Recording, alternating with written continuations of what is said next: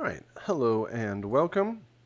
We are in the second half of week 2 here, and our topic for this afternoon will be a discussion of the design and genres of game music.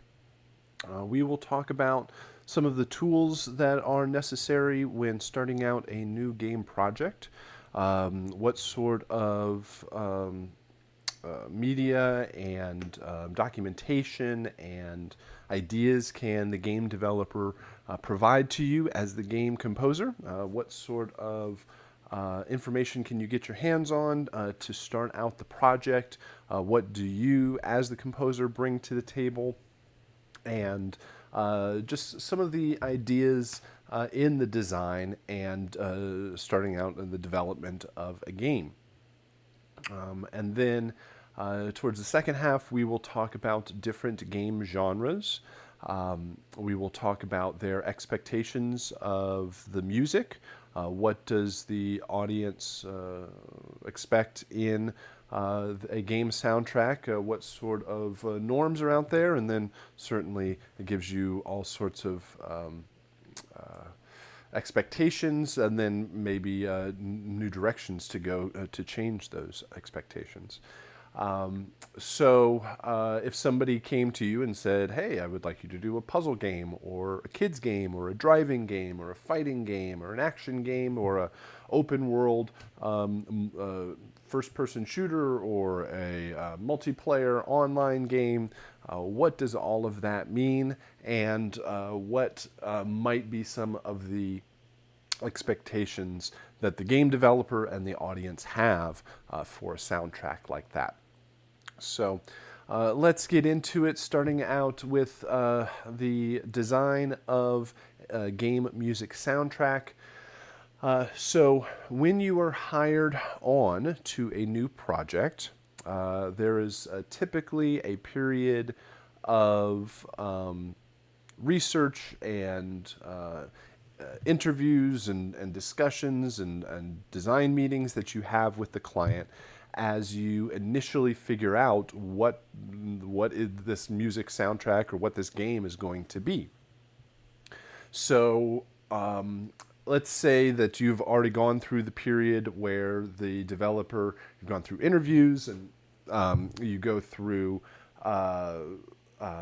you provide portfolio and demo work, and you talk about your skills and your credits and what you might intend for a project like this, and you discuss rates, and you get all of the basics figured out, and somebody comes along and says, yes, we would like to hire you. We've discussed it amongst our team, and we love your music, and we think that you have great ideas and could probably bring a lot to this project.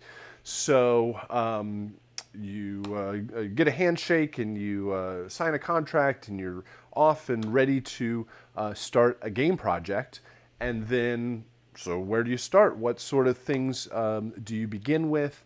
What things can you expect from the client team as they start? What sort of things can they expect from you moving forward? So often, if there is typically an experienced game team will hire their music composer early on in the process, even before there is a game that has been developed or much of a game that has been developed, where it is just a period of exploration and, again, research of what this game project will be. And so you are writing music in different styles, different genres, with different instrumentation, and trying to narrow down what exactly this game could sound like. So you figure out how are you going to create all of this music. Is it just going to be you in your studio with your computer? Everything is inside the box. Are you going to have some sort of hybrid where most of it is sample libraries, but you bring in a few live musicians for emphasis? Or is it going to be fully recorded all the way up to a full orchestra? So what approach are you going to take with the game soundtrack? Is there any particular time period or style or particular expectation of music that already might exist. So you figure out the instrumentation, the production process. You might start writing music just to explore different creative ideas. Figuring out, you might write, well, often what are known as writing suites of music in a particular style or character, or you might write for particular emotional aspects of the game, whether it's give me a 15-minute long piece of music that kind of goes in between danger and stealth and winning and losing and action and suspense and love and comment, like whatever is necessary in the emotional context of the game. You might write for a couple of different styles or approaches for that. You might write for characters, you might write for locations, or big story plot points. And these are just large sweeps of the brush to figure out what the soundtrack could be. And in a period of days or weeks, you narrow down to a pretty good impression of what the soundtrack will be. And often that's given over to the game team to inspire their art. And then they may go off for weeks or months to go make a lot of this game. So they say, okay, we'll call you back in 4 months when we have much more of the game developed and you can really start digging into the project. And so either you're working on other projects or, more than likely, yes, you can't not be working on anything, but you're working on other projects and you are doing research and preparation for this upcoming project. So here are some of the media and documentation that you can get your hands on when you start out a project. Most stories start out in text form. They are design discussions. They are emails back and forth. They're things scribbled on the back of a napkin. Eventually, they turn into written documentation of the story, which might turn into scripts. Often games are generally storyboarded out, especially animated and scenes or cut scenes in a particular game, where you know that your game is a kind of story-driven game, maybe levels. A lot of games are like this, where you're dropped in the beginning of level 1 and you have to fight your way through level 1 and you get to the end of that, and then you have a cutscene that may last for 2 or 3 minutes. And then you have to fight through level 2. Start at the beginning of level 2, fight your way to the end, and then you get another cutscene. And so you know that your game has 15 levels in it, and each one of them is going to have a 2 to 3 minute long cutscene. So let's say each one of them's 3 minutes. There's 15 of them, so there's 45 of your minutes. Then you have the game has to have a beginning, has to have an end. So each one of those, let's say there's a beginning scene that takes 5 minutes, and if you beat the game, there's another one that's 5 minutes. And so there's an extra 10 minutes. And so now you know generally that you need almost an hour's worth of music, even though these things haven't even been created or developed. At least as you're mapping things out, you know at big plot points or objectives or quests or discussion, like interactions in the game, that some of these things might be mapped out and are typically mapped out pretty early on in the process, so that art and music and sound design and programming and all those things can be developed and created for them together. So getting your hands on any sort of written documentation certainly would be a place to start. And that includes what is often known as a design document. And a design document can kind of sort of be thought of like a business plan for your game. A business plan is if you were going to start a business and you needed to go to a bank to get a loan, or you needed to find investors, you need to have a business plan that is a plan for how you plan to do business. What sort of thing, good are you going to create or service are you going to provide? Where are you going to set up shop? Who are your customers? How are you going to do business? How are you going to create or manufacture or provide the service? How are you going to create your storefront? How are you going to market yourself? How are you going to get paying customers? And ultimately, how are you going to make everybody, all of your investors happy, pay them back or pay back your loans and make everybody money off of this business so that people will invest and you can get started? Well, much in the same idea, a design document, if a game company wants to build a game and they don't have the millions of dollars that it takes to fund a game, depending on the size of it, they need to find a publisher.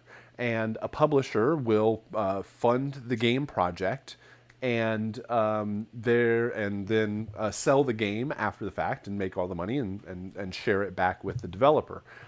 So a design document will provide an outline of the game and should be a full documentation, hopefully from beginning to end, of what the game is actually going to be, so people can literally be on the same page when talking about the game. There's always some sort of document that everybody can refer back to as the intention for what the game is going to be. So, like it says on the slide, characters, levels, gameplay, story, goals in the game, what technology, what is the game? Is it a console game? Is it a mobile game, iOS or Android? Is it on PC or Mac? Or how are you going to sell it? How are you? Who are the characters? What's the story? And this gives you a large amount of information to build your design for the music.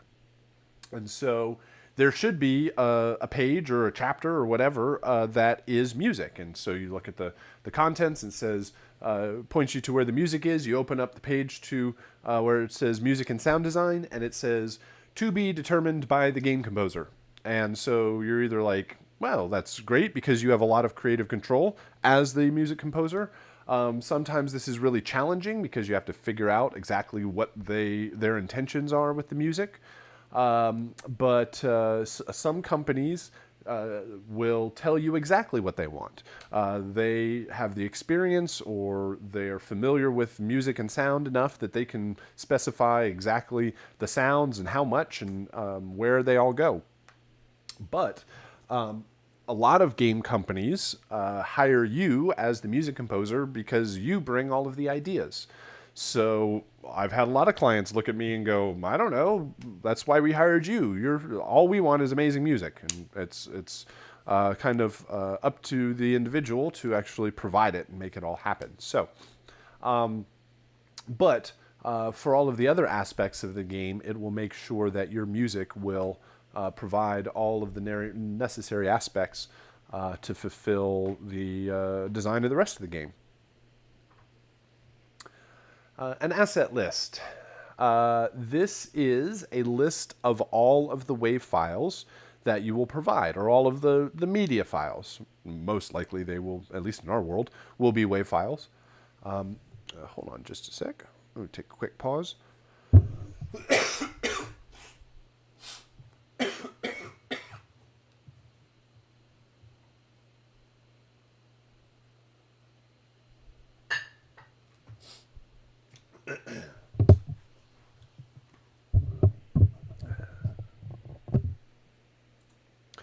So, an asset list is a very important tool to track the progress of the game, of all of the assets, and really helps in two capacities. One is the technical specifications of all the files, so that it lists exactly the files that you will be delivering, what they're named, what their format is, sample rate, bit depth, whether they're going to loop or not. And that allows you to go off to your DAW and create and bounce all of these files out and format them in a very particular way and it allows the programmers to go off. They don't know anything about the music, and they go into the code and make sure that all of the files are named, or they're going to be using all of the files that you are providing. You don't have to know anything about the programming. You just know that if you bounce all of these files out in the correct format, that it's going to work. And then everybody comes back later on, and you provide the files, and they put it into the game, and it should all work because you are all basing this off of the same documentation. So there's the technical specifications of it. It's also very good for tracking the work and getting paid off of it. It is a dedicated and pre-specified list of the exact sounds that you will create. So when you sign a contract, or at some point in the process, it can be determined that I will provide these 100 sounds that are listed and 2 hours worth of music for X amount of money, whatever you negotiated and agreed on. And then later on in the project, when the game gets bigger, or the scope, or gets smaller, or the scope changes in general, which games are notorious for doing, they'll say, oh, we just invented 5 new levels and 4 new characters for each one of those levels. So you're going to go ahead and make all of those sounds too, right? And you will point back to the asset list and say, no, I'm going to create these 100 sounds and 2 hours worth of music.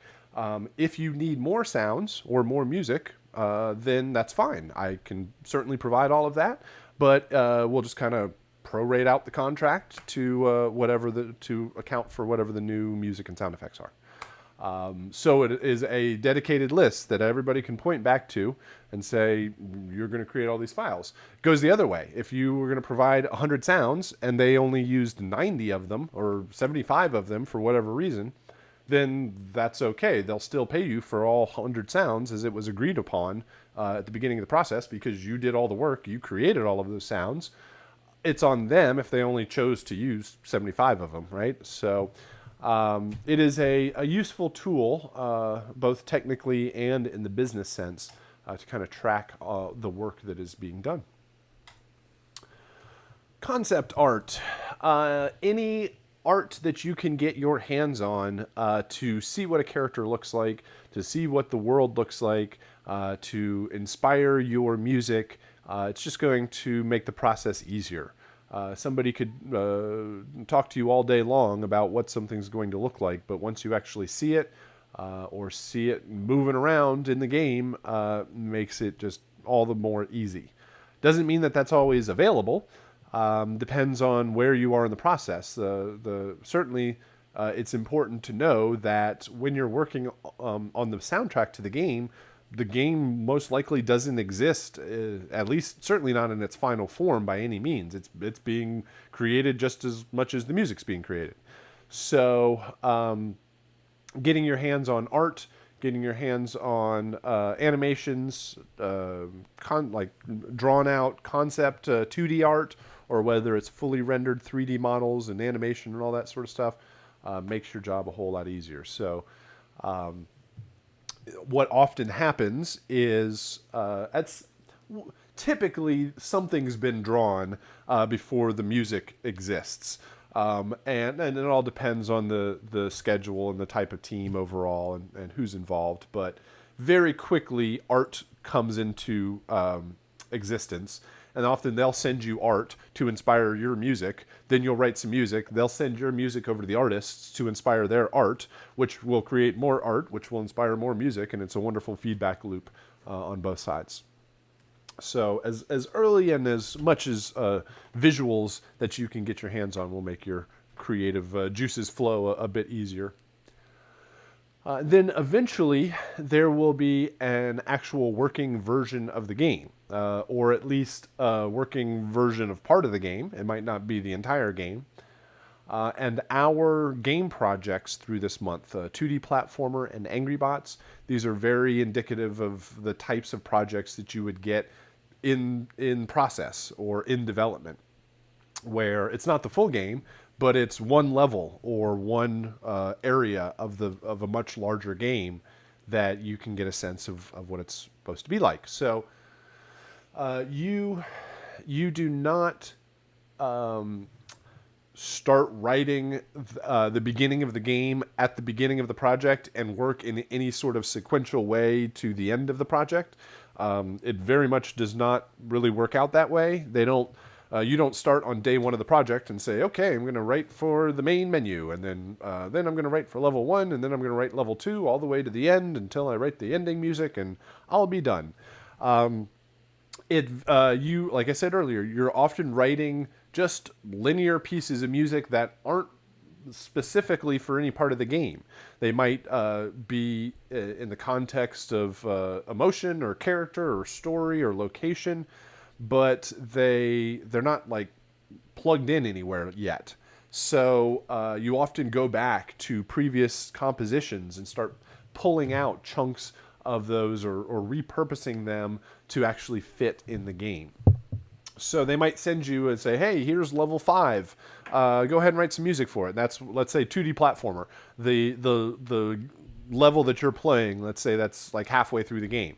Okay, write something for this. So you go either write new music for it, or you pull something out of your archives and place it that works for that particular part of the game. And as more of the game is developed, you're plugging in more of the music that you've already written, and it's working its way into the game.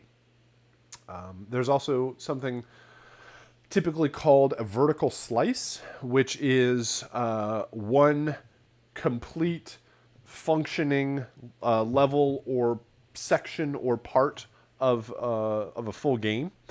Whenever you watch a game trailer and it's like a teaser trailer, or it's really early on in the process and it looks really amazing, more than likely they made that one little part of the game look completely awesome and function as it should, while the rest of the game is just a burning heap of crashing projects and bugs all over the place. Meaning that they will focus on one sliver of the game that they can take back to the publisher, show off, hey, this is what the game's going to be like, and look how awesome it's going to be. And basically get a lot of feedback and show off their work, maybe make trailers for it. Sometimes you'll see like alpha and pre-alpha footage at the bottom of a trailer, a game trailer, that says this is really early on in the process, but here's what it looks like. And so you might be tasked with writing music for demos or trailers or things like that in that particular style of the game. And then we have research. I mentioned early on in the month that doing your research is extremely important for all aspects of the games. First off would be game research, which means playing video games and listening to them and understanding a particular style, understanding a particular type of game or design decision, or get familiar with the game soundtracks. So if they say, hey, have you ever played this game, or do you understand, know who this character is, or do you hear that soundtrack that happened, you have familiarity with it. I know a lot of game developers or game like music composers, sound designers that have a stack of games that they're ready to play. Once they get through with their project, they'll spend some time just going off and playing other games to really research what's going on out there in the industry. Also doing your music research.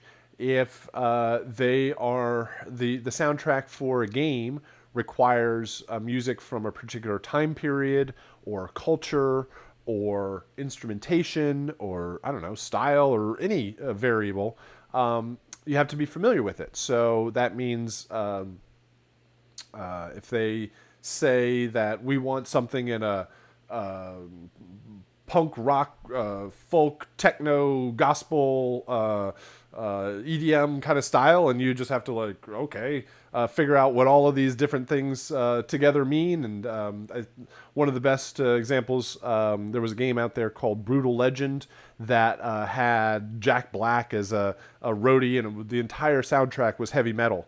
And I went to a presentation by the audio director, and she said, that it was incredibly fun doing the research and just going through iTunes and buying all sorts of different 80s metal albums to get a sense of what the music for the soundtrack could be.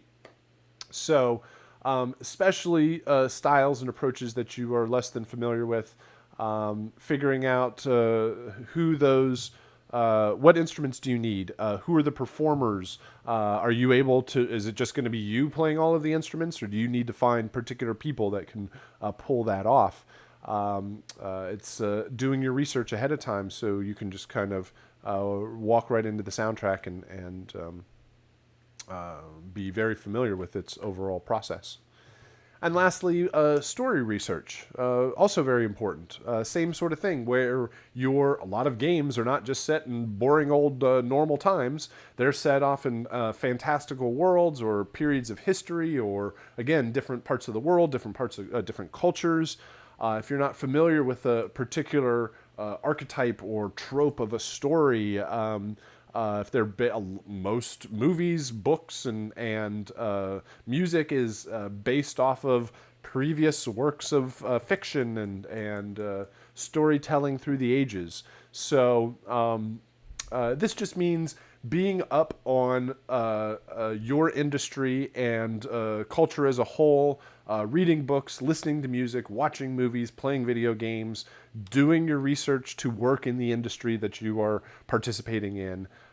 It just so happens that it's not all that difficult to enjoy playing games and listening to music and watching movies and reading books. So just make sure that you do your research so that you can be familiar with whatever your client throws your direction. Sound palette. Again, this goes to finding the sound of your game. How, I think I mentioned a lot of this, but how are you going to produce the music? Again, is it just going to be you? Are you hiring specific musicians? Do you have to find those instruments? Is it a particular style that you are, that you're less than familiar with, and you need to find particular performers that specialize in that genre or that particular instrument? Do you need to acquire tools? Do you need to acquire software tools, or do you need to acquire instruments or studio time, or make friends with local musicians so that you can have access to the talent that you need? This comes through experience. It comes through working on multiple projects. Typically early on, you kind of fumble your way through all of this. You'll make do with what you have. You will.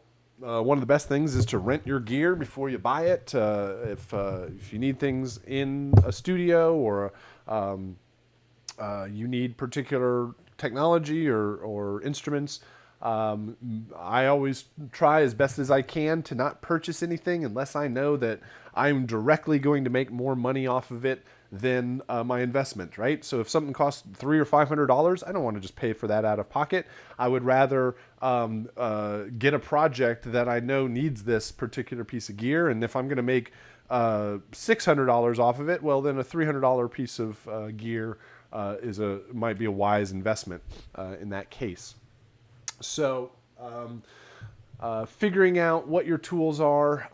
This is a reason that a lot of game companies will hire external composers and sound designers, is because they bring their studio to the table. It's not a real cheap investment for a game company to throw tens of thousands of dollars into a acoustic recording space with microphones and speakers and a brand new computer that can run all of the audio gear that's necessary. A lot of it is the acoustic space. Like, most game studios are in an office, so unless they want your zombie screams leaking into the hallway or the water cooler talk leaking into your recordings, they have to build a pretty serious acoustic space.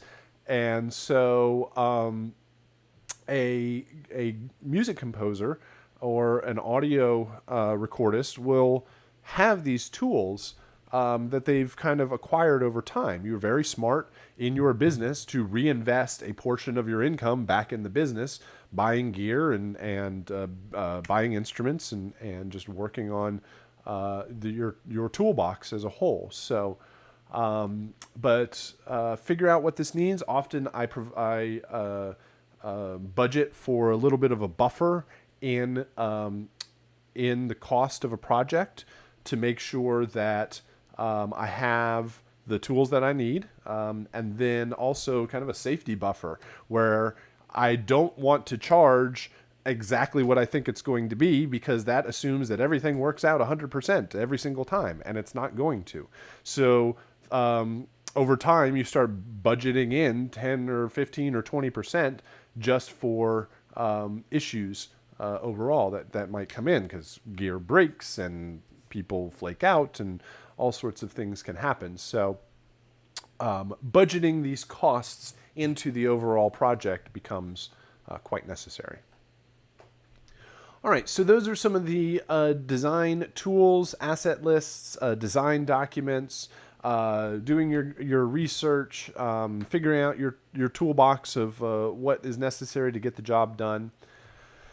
So once you have done your preparation, now you start needing to figure out, where is all the music going to go? How much music do I need, and where does it all end up? So when budgeting a project, knowing the type of game it is and the expectations of that particular style of game, and being able to kind of figure out the timeline of the game, and so you know how much music you might need to budget into the entire project. So here are some common locations. These are more, again, like the timeline, the general progression of the game where you might find music. First, I think I already mentioned cinematics and cutscenes. These are the animations in between the action of the game that reveal more story. Typically, there's an intro cutscene or intro movie that plays for a little while, reveals the beginnings of the story and the characters. And these little cutscenes are often rewards for successfully completing and continuing through the different parts of the game. So some games don't have them at all. Some games are heavily reliant on these cutscenes.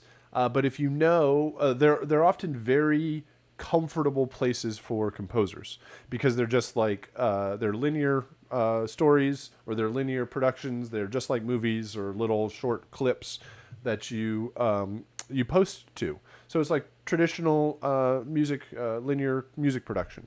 And so it's not the interactive loop-based different music switching in and out. So it can be a familiar place, and if you can add up all the different cutscenes that add into the movie, you know that you've got an hour or two just of animations and cutscenes. You can start just knocking out a big chunk of that as you go along. One drawback is these typically don't come in till pretty late in the process, because they're heavily based off of story, and you want to make sure that all the story elements are knocked out and finalized before they start making any of these. Then there's often motion capture and animation, and then sound and music is often last in that chain, or late in that chain. So it's great to get an idea of what these things are going to be early on and get a count of them. But it's also good to understand that they typically don't roll in until quite late in the process. So an element of these cutscenes are intros and endings. These are typically the bigger, more grandiose versions of these, especially the intros. Intros often become like little demos of the game also. Tell the story.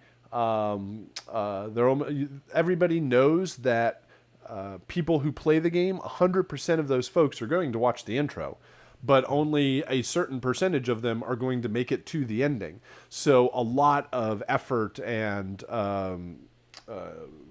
sort of creative focus are put into the intros. And then endings sometimes are notoriously known for not coming through with the payoff at the end. Like in Mario there, all the way going back to the earlier games, your quest is over, we present you a new quest. They just start over and do it all over again. But you have to leave a little bit of extra for those endings and those intros, but it's certainly an important part to count for the games. Games are more than likely going to have those beginnings and end sequences. Then you have the in-game gameplay. And this becomes the most difficult aspect for a game composer. Because once you put a controller into the hands of the into the hands of the player, all bets are off and you don't really know what's going to happen. Generally, you know how they're supposed to progress through the game, but you really don't know how and when how and when they're actually going to do any of this stuff.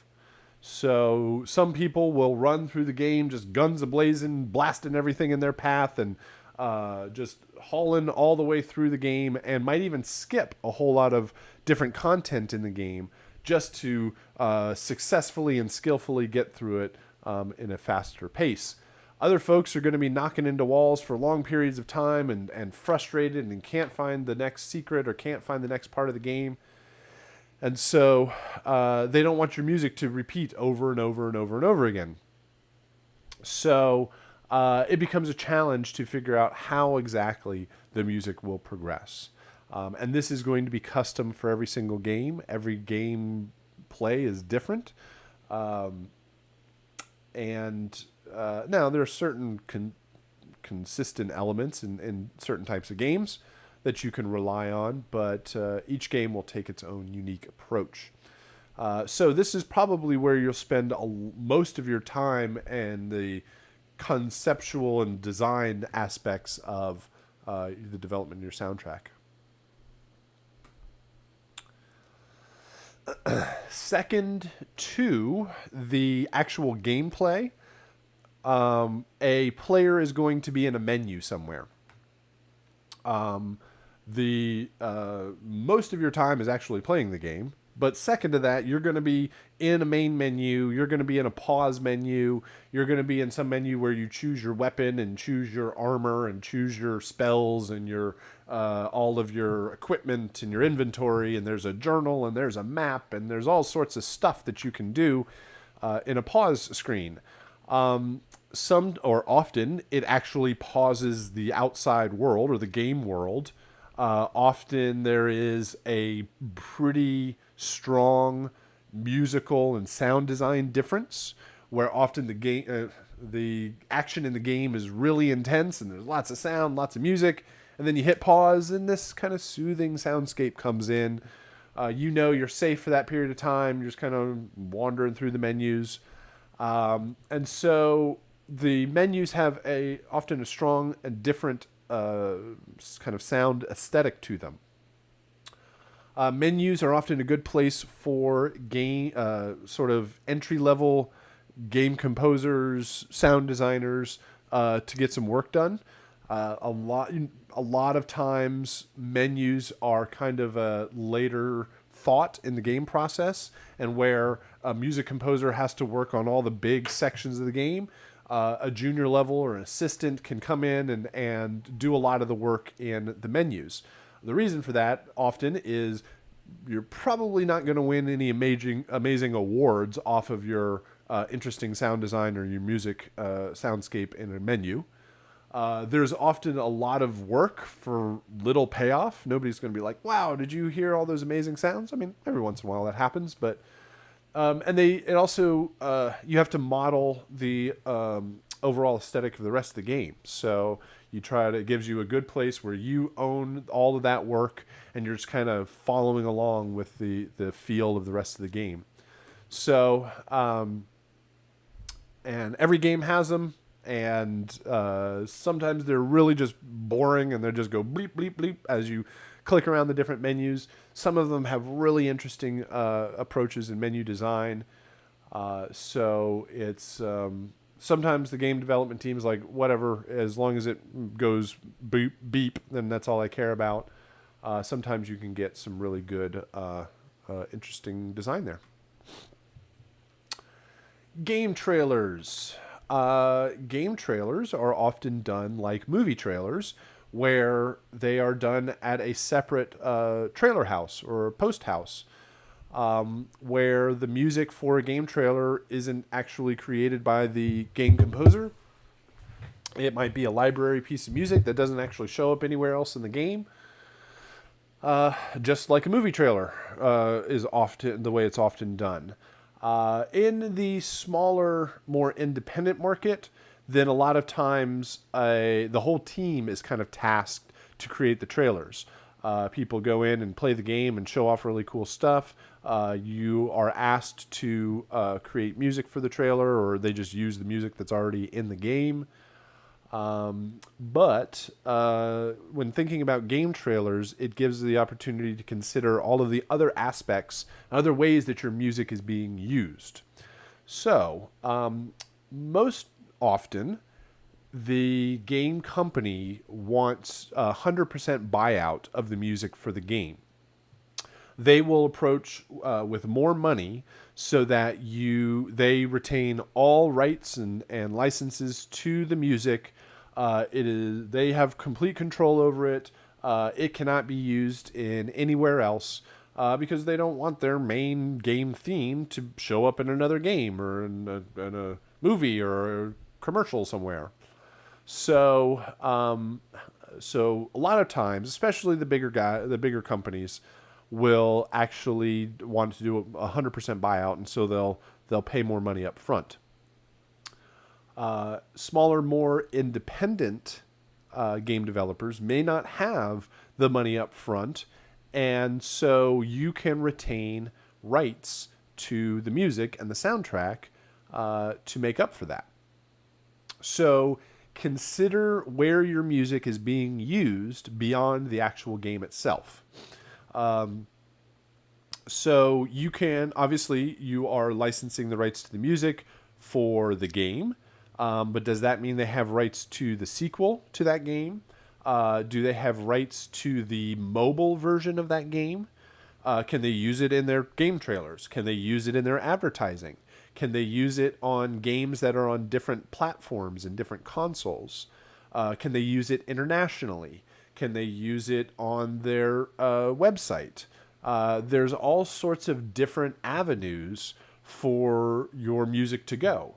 And if they don't procure all of those rights and pay for them up front, then you can do things like, all right, you can license the music for your game.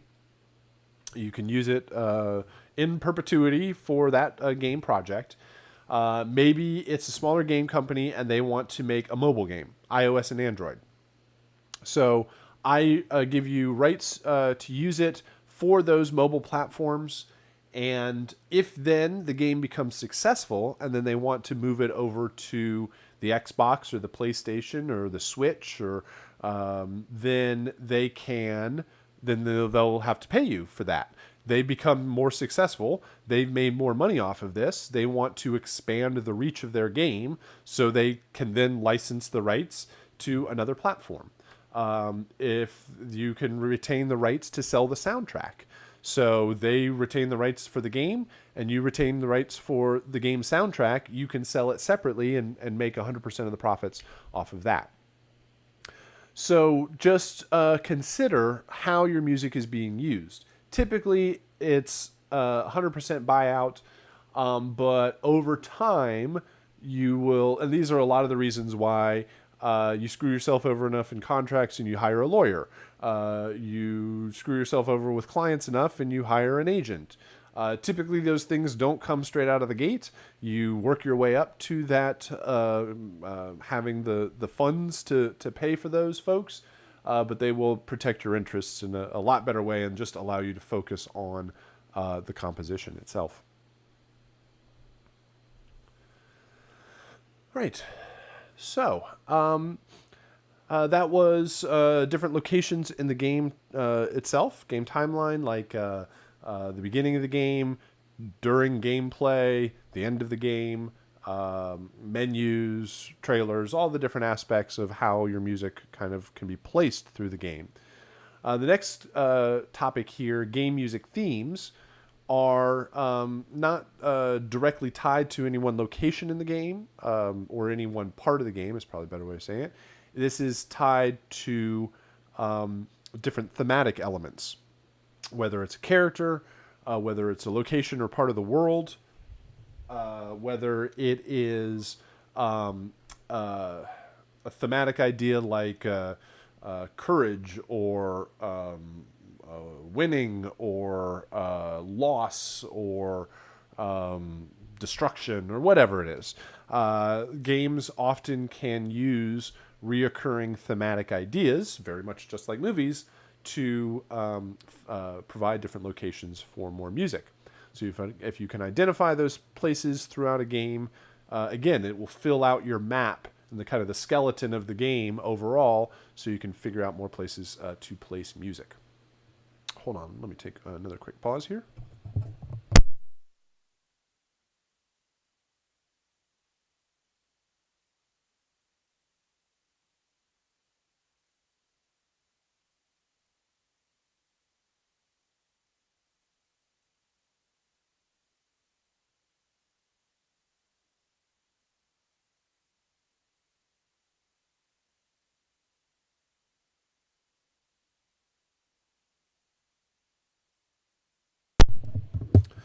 All right.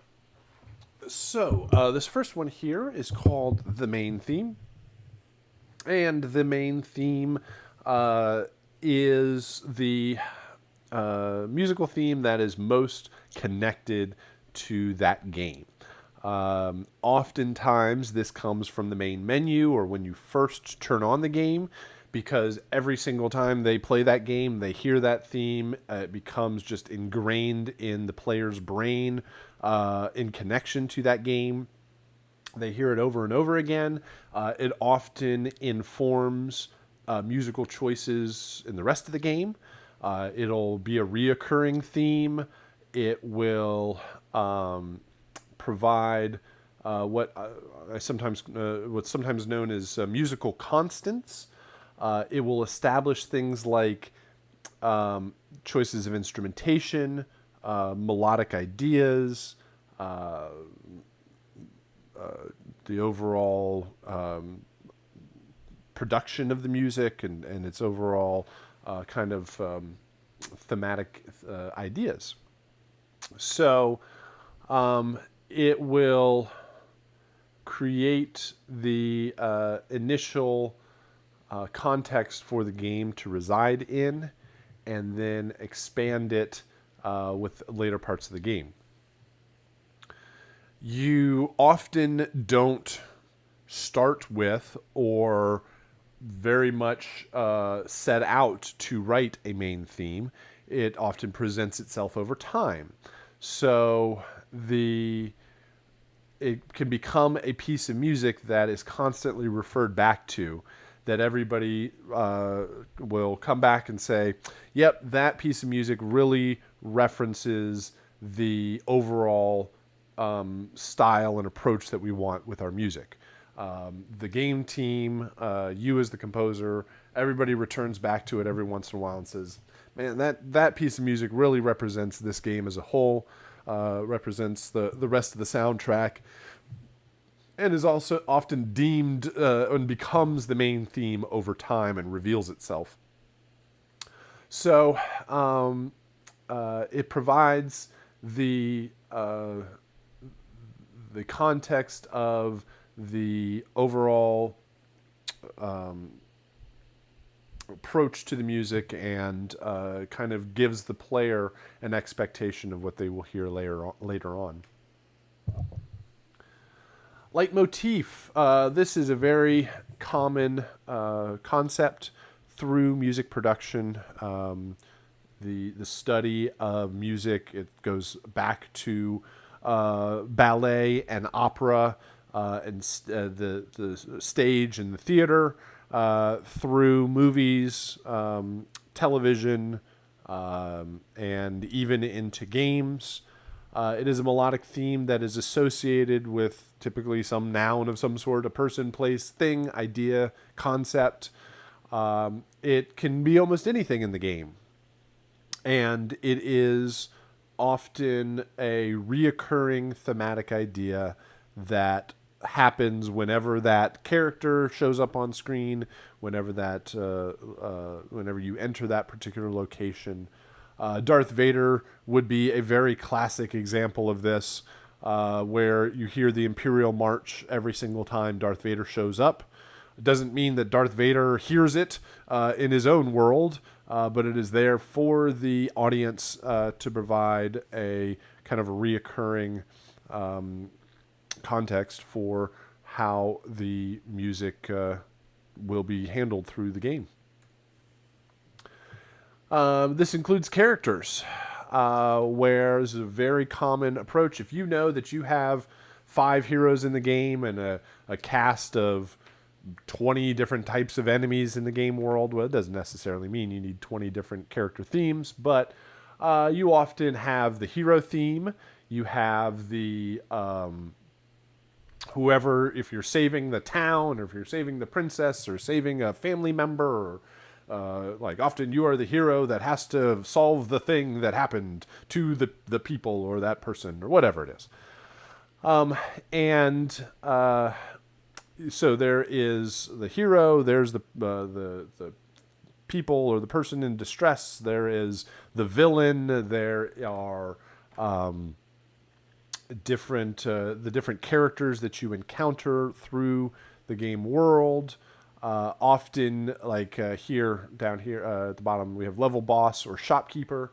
A lot of times, you get to the end of a particular level, and there's a big bad guy, a boss that you have to defeat to go on to the next part of the game. And they often have a progressing musical soundtrack or progressing musical theme that is attached to them as you fight that boss. Sometimes they can switch it on you, so you feel like everything's happy and in major key and it's all positive, and then oh no, that person is actually a bad character, and da da da, it switches, the music all turns all dastardly, and very easily you can portray a lot of this stuff with the music. Level themes. Games often have music attached to different parts of the world. As your character enters that particular part of the world, they will hear that particular part of the music. Games, especially in the earlier era of games, they were heavily based off of levels. They still are. There are what is known as an open world kind of setting where games are located. Music is located in different parts of the world. Like in a lot of fantasy games, you go into a cave and there's an evil monster in that cave, or you go to the safe town and it's really soft, gentle, happy townspeople music. And you go, I don't know when you're going to go to that evil cave, but I know once you get there, I'm going to have evil cave music.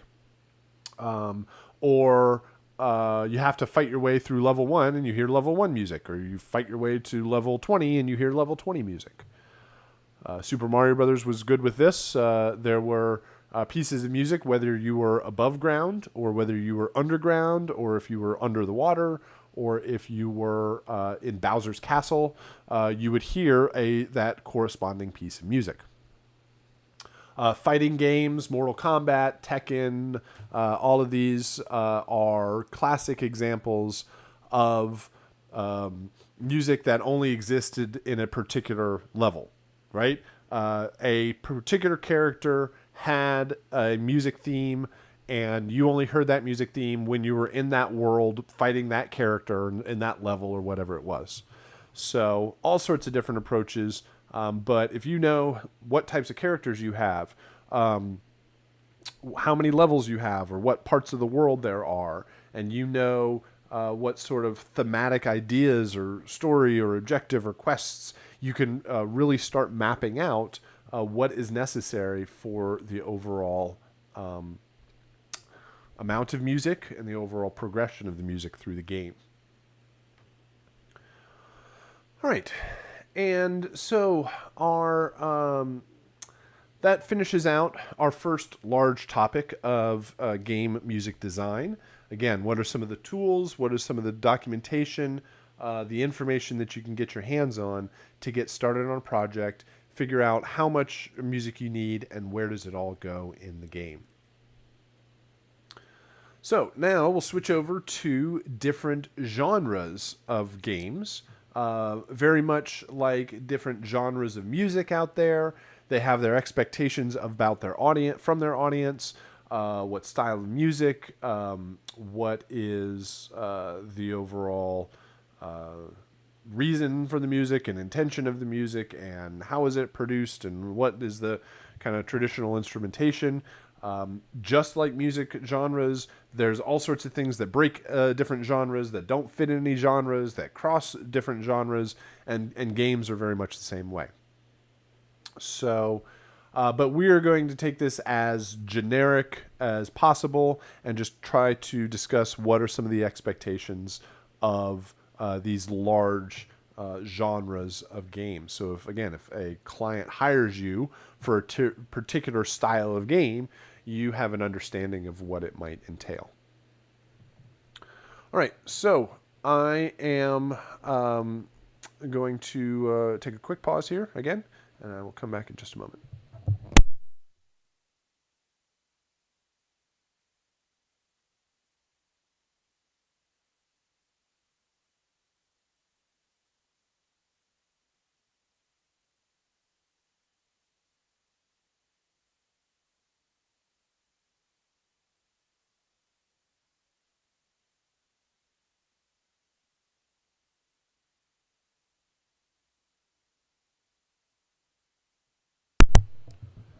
Okay, so starting back to the dawn of gaming era with arcade machines. And while the existence of arcades is less popular now, arcade games have certainly morphed into all sorts of variations on home computers and mobile devices. But back in the day, there used to be these big rooms filled with these large machines that made a whole bunch of noise, and they were found in your local movie theater or pizza shop or a mall or something like that, and they were arcades. And you went in there with your pocket full of quarters and played all sorts of different types of games, and they were typically very short gaming experiences. And hard also, so that they would you'd get 3 lives, and they'd try to eat through your quarters as fast as possible, so that you'd keep you entertained and have you thrown in more quarters. They'd have an attract mode if they just sat there doing nothing. It would make a whole bunch of beeps and play music and try to attract your attention over to play them. And they were very successful for quite a while until they realized that, instead of taking your quarter one at a time, you could just bring in $200 or $300 worth of quarters and buy home gaming console. And home consoles and PCs and computer gaming became much more popular as technology improved. Certainly arcades and arcade machines still exist, but the gaming industry as a whole has moved on. But descendant from these style of games, one very common type of game are platformer games, going all the way back to classics like Pac-Man and Super Mario Brothers and Donkey Kong and Tetris, and these platform games. I guess Tetris would be a different kind of. These are more kind of arcadey, puzzle-based games also. These are typically you are running and jumping from platform, and you're shooting or punching or jumping on the bad guy's head. And a lot of these came from arcades and found their way into modern gaming systems. So these are great places to start out in game development because they are typically smaller games. Easier in scope. They don't require massive amounts of music and lots of very high-end technology. A lot of smaller game developers kind of cut their teeth on these smaller games overall. They can still be massively successful, especially in a mobile game market. And I've kind of spread this genre even pretty wide, a pretty wide net to include casual games, mobile games, puzzle games, kids games, games that you don't have to spend hours and hours and hours playing. You can sit down or bring out your phone for a few minutes, play a couple of rounds of something, and then be done with it. Doesn't take a lot of time or effort. And so the requirements for these games are often a bit lighter overall. Sports games. There is a large, huge popularity of sports games out there. The number one selling game every single year, the most popular game always is FIFA Soccer, probably because it is the most popular sport in the world. And so sports games are heavily dominated by EA Sports, which does Madden and PGA Tour and NBA Jam and, well, I guess NBA 2K. The basketball is about the only place where EA Sports does not dominate. But this also includes racing games, extreme sports kind of games. A sports game tries to mimic the feel or the kind of experience that you would get in a stadium or in the on the field or where in the actual arena or whatever, like in the environment that you would be watching the sporting event. So you will hear music that you would hear piped over the loudspeakers. A lot of it is licensed popular music. There's very little custom recorded music or composed music for these games. A lot of these games are released every single year with the particular sports season. So they know that maybe 6 or 8 months ahead of time, they're looking at new upcoming artists, popular artists that have an album that's going to drop in the next couple of months. The artist gets massive amounts of publicity from it or exposure because people are playing the game and their music is constantly coming up. And the game gets a whole bunch of really cool music and artists to go along with it. And so you're not often going to be hired as a music composer for a sports game, but a lot of these companies will go to established or up-and-coming popular artists and request rights to use their music in the game. The next one here, action games. These are often at the other end of the scale in size and budget and intense amount of music that's needed and work that's needed. These games are often at the bigger end of the scale in amount of money that's invested into them. They often make lots of money back on top of that. They are require huge amounts of music and sound design. Excuse me. And this is typically not the place where you start out. This is where a lot of people ultimately aspire to, but you might come in as a junior or an assistant level, but these game companies are going for big named, often like pulled from Hollywood style talent, where they are creating massive soundtracks, typically with a full orchestral recording. And the games come in two flavors, what are known as single-player games and multiplayer games. There's very little music in a multiplayer game except for, or especially during the actual gameplay, so that you don't, most players, for a tactical advantage, they don't want to be distracted by the music.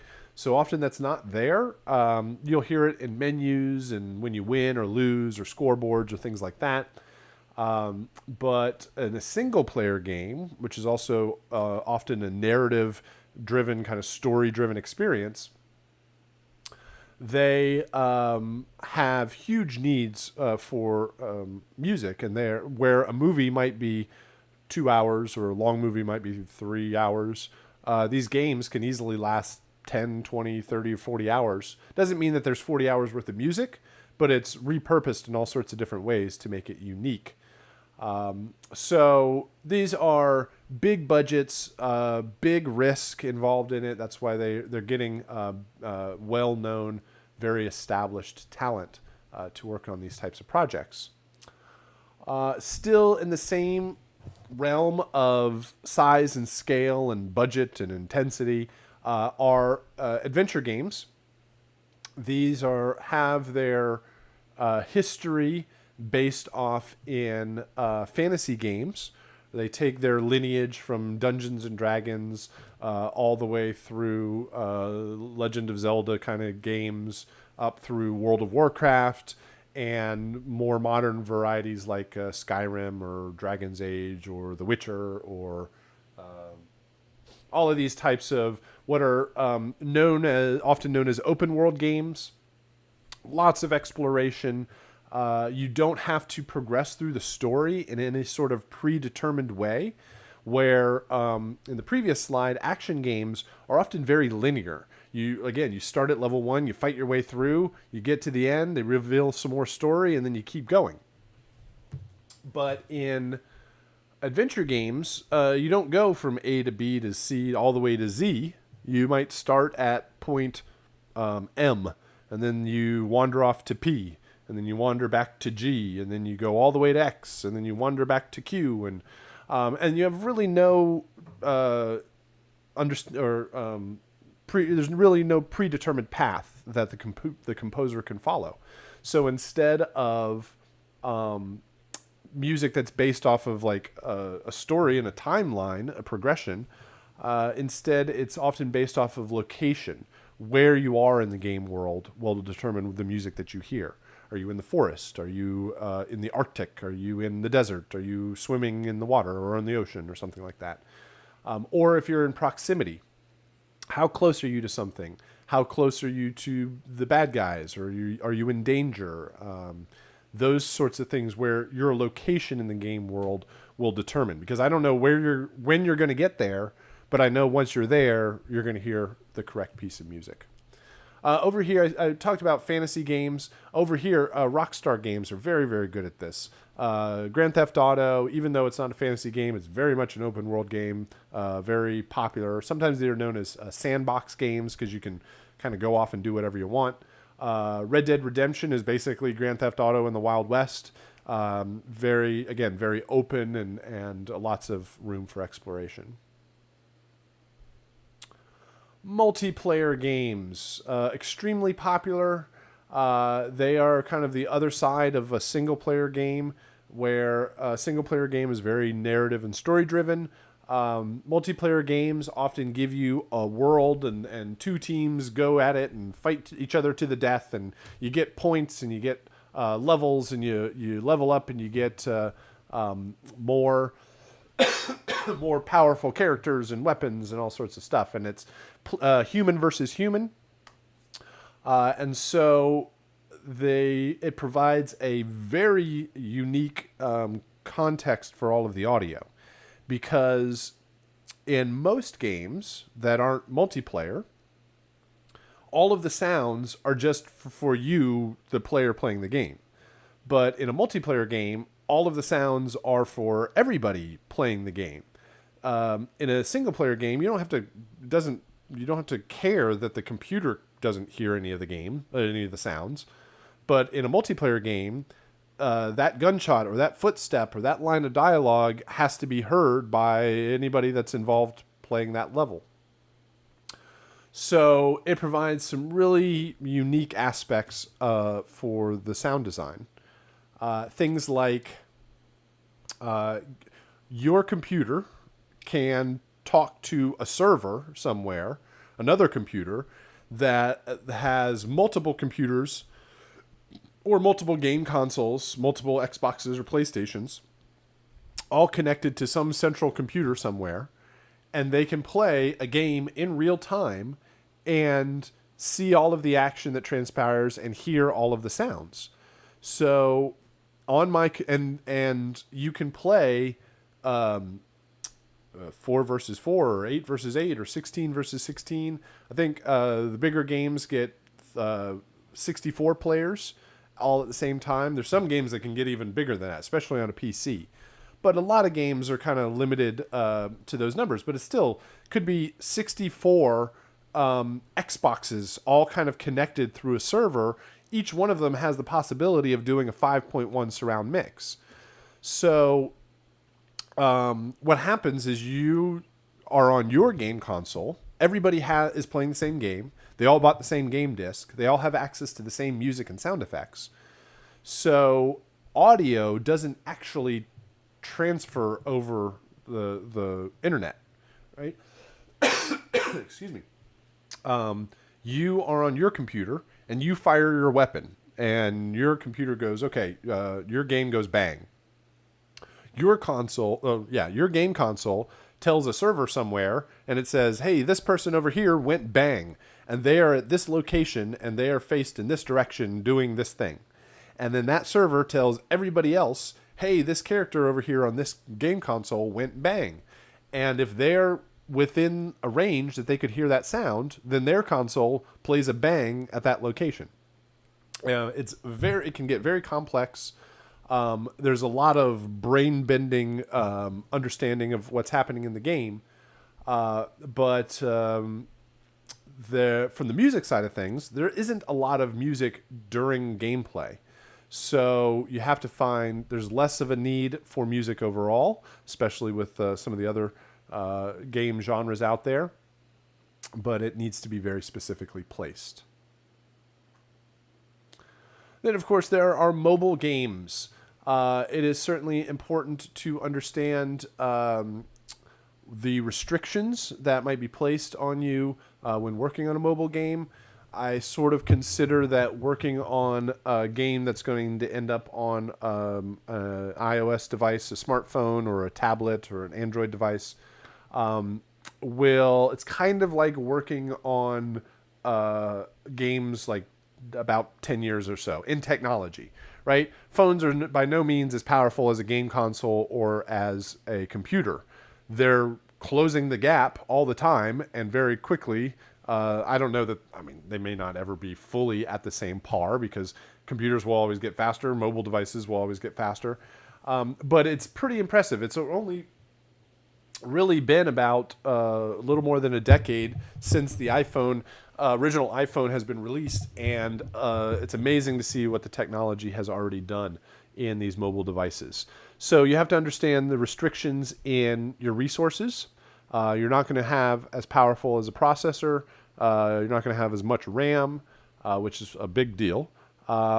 Storage, games can get pretty big, but it's not an endless amount of storage. It's certainly not as much as you get on a DVD or you might download on a computer.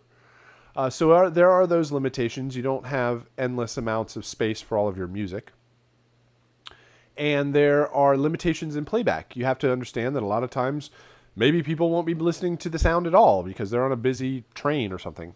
Or they're just listening through their earbuds. You may not want a whole bunch of low-end bass in your mix for your game because the little speaker on the side of the device is just going to not be able to handle it. So understanding what the platform you are developing for, being able to reduce your overall file size helps this, especially music files. Music files are some of the biggest, fattest files on a game in a game because they're just large, high-resolution files. So consider the platform that you're ultimately building for. And lastly, here in sort of forward-facing, kind of thinking about where games can be going. Technology like virtual reality headsets and 3D audio presents some very unique uses of the music. Provides a whole new world for your music and an understanding of how it's going to work. Where up until this point, for every movie and game that you've ever played, you are the human, the person sitting on your couch or sitting in a movie theater seat watching the movie or watching the game on screen, and you're just the audience to what's happening, and all the music and sound effects are there for your entertainment. It doesn't mean that the character actually hears the entire soundtrack in the game world. But with VR, you put on the headset and you're basically take the role of the main character. You are the character. You're looking through their eyes. You have their hands or their controls, and so it creates a different facet for the music overall. Again, going back to Darth Vader, if you put on a VR helmet and you become Darth Vader, does that mean you're going to hear the Imperial March as you go and wreck shop on a destroyer or anything like that? Maybe yes, maybe no. Man, I certainly would love to have a theme music follow me around in real life, but it doesn't necessarily make that much sense. So since you are the character, it provides a much different context. Do you hear the music at all? Is it positioned in the world? Like when you turn your head, does the music still stay in its place? Or is it like a pair of headphones where you turn and it turns with you? Excuse me. So this is a whole new world for sound and development. It's still very much right now has the chicken and the egg problem, where it's not getting a lot of support because there's not a lot of people that have invested in it. It's still expensive. The technology has to come down in price, but there'll be more games as there is more of an audience out there. It is, especially from the audio point of view, it is an amazing piece of technology. Basically what they've done is you've had screens for a while. It's funny, they're like, hey, and we invented these virtual reality devices that you stick on your face and you look around and it sounds like you're actually there. And audio people are like, yeah, that's amazing, because we've had these devices that you put on your ears and you look around and it feels like you're actually there. It's called headphones. We've had them for a long time. But the main thing is they've introduced head tracking. So it knows where you are looking as you are looking around in these virtual reality devices, and it can track accordingly. So sounds can move and you can get closer and farther away from different sounds. It provides a whole new world for this technology, and it just shows that they keep pushing the technology farther and farther, all the way back from arcade games. Made these huge boxes and filled rooms with all these arcade machines, and then they made them small enough that they put them in a console, and then they made them small enough that they put them in a phone, and then they connected them to this new thing called the internet, and they had multiplayer games, and now they have virtual reality devices. This is one of the more fascinating parts of the industry that I enjoy, is the technology keeps moving forward. It provides a lot of opportunity for folks just getting into the industry because the technology changes. You can't sit still on one sort of idea. So there's a lot of new directions to explore with all of this stuff, both music and sound effects and all aspects of audio production. So please let me know if you have any questions. I'll stick around for a few at the end of the session. But hopefully overall that gives you a solid introduction to the design, some of the design ideas and tools that you might procure at the beginning of a project, and then talking about different game genres and their expectations from a client or expectations from the audience, so that when somebody approaches you with an adventure game or a sports game or an action game or a mobile game or a VR game, you might have a little bit more of a idea of what that entails and the size and scale of that type of work. So all right, let's go ahead and wrap it up there. Please let me know if you have any questions, and we'll see you again next time. Thanks a lot.